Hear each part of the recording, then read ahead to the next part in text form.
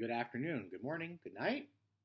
Happy Labor Day if you're watching this in late September or early September. I don't know what day it is anymore. Night is day, day is night. It's all blending together. So let's talk about art criticism.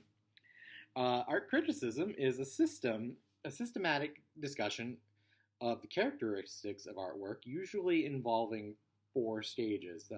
Those stages are description, analysis, interpretation, and judgment. So let's talk about criticism first. When we hear the word or when we talk about criticism, it's usually associated with disapproval.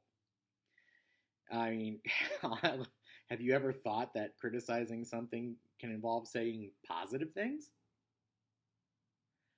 For example, when criticizing one of your drawings, your teacher may point out just its good qualities. So, in a sense, criticism simply is a discussion of the characteristics of something. Particularly in this case, we're talking about art. So, for purposes only for this classroom, this digital space we call an art classroom, we're going to talk about art criticism. We're going to talk about description, analysis, interpretation, and evaluation.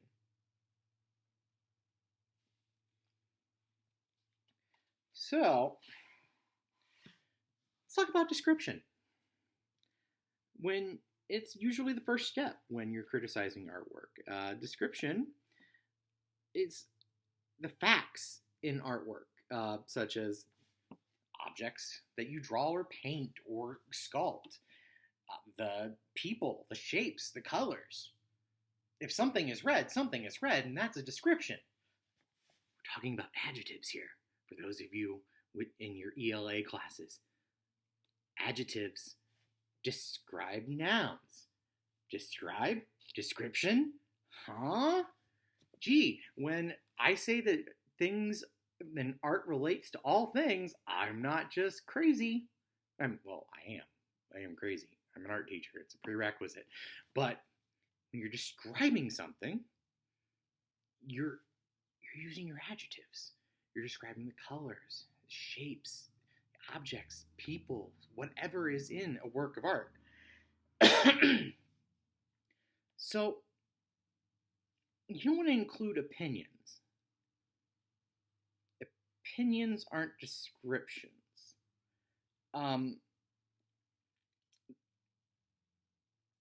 Because opinions can be true for the person that's saying them, but they're not necessarily true for everyone. When you're looking at a painting, your description probably talks about what you see is going on. Let's talk about one of my favorite paintings. Let's talk about The Oath of the Horatii by Jacques-Louis David. You can find that anywhere. You can find that. I'll include a photo of it with this lesson in Google Classrooms. When you look at The Oath of the Horatii, when you describe it, there are two groups of people. On the right side, there are women and children that are very, very upset, and their body language shows that. They've gone limp. Some of them are visually crying. In the middle, there is the father, the Horatii brothers, holding swords up.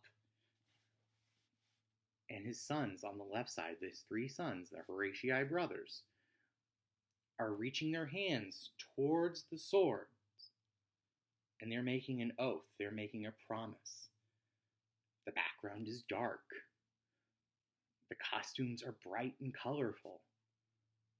It was painted using oil paints. These are all things that describe that painting. Excuse me. You want to know what you're looking for when you're describing artwork. You might recognize the colors, like for instance in the Oath of Horatia, there's blue and there's red. But is it a warm blue, a warm red, or is it cool? Color temperature is very important, things that you need to look for. The easiest thing to talk about is the subject matter, and I just described that for the Oath of the Horatii. Analysis of the painting is it's the examination of the relationships among the facts. And I briefly went into analysis when I was describing the Oath of the Horatii, how color relates to color and shapes, how the shapes, the subjects are interacting with one another. So when you talk about the Oath of the Horatii, you can see, oh, well, there's three guys, a dude in the middle, and some people on the left. And that's the description. You can talk about the colors. But then when you analyze it, you talk about how the objects in the painting are interacting with one another. What's going on? You're trying, in other words, when you analyze artwork, you're trying to figure out the story of the art. That's the best thing I can tell you. Now, analysis is open to interpretation, and it's open to someone's personal philosophy on art. So some paintings can be analyzed differently. How one person feels about a painting is completely different from how another person could feel about a painting. But that's analysis. You're trying to find the story of the painting when you criticize it.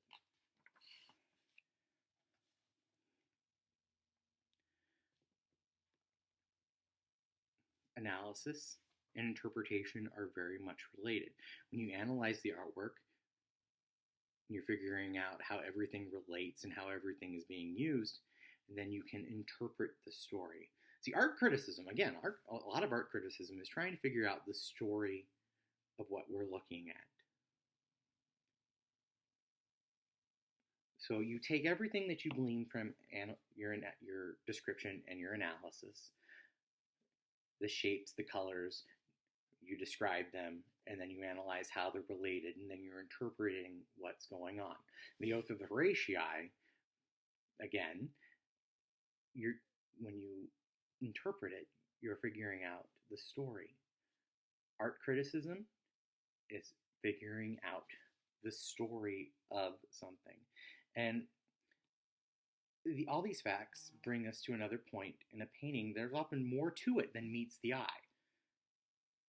There's often a lot of different stuff going on. And you have to pay attention. You have to look. And then let's talk about evaluation. Evaluation, it's the process to determine the quality or lasting importance of a work. So you're taking everything from description, analysis, and interpretation, and you're making a judgment. And this judgment is based on, it's your personal response. There's no right or wrong answer when you're criticizing artwork, because it's based on your personal response. The little caveat. You can't just give your opinion and not be able to back it up. And that's why there are those three preceding steps. That's why we describe what we see. That's why we analyze the relationship of what we see. And that's why we interpret what we see to come up with the story of art. And once you know the story of a particular piece of artwork, then you can judge it. Then you can form your opinion. Art criticism The steps for art criticism are a lot like the scientific method, in that you're starting with a notion and you're backing it up with information and coming up with your final result. Again, back to everything. Art is everything. And with that aside, I want you to describe one of your favorite pieces of art. And then tell me the story of that art, that picture or sculpture. And tell me why you like it. Or not. Although why you would tell me you don't like one of your favorite pieces, I don't know. People are confusing. Until next time. Peace.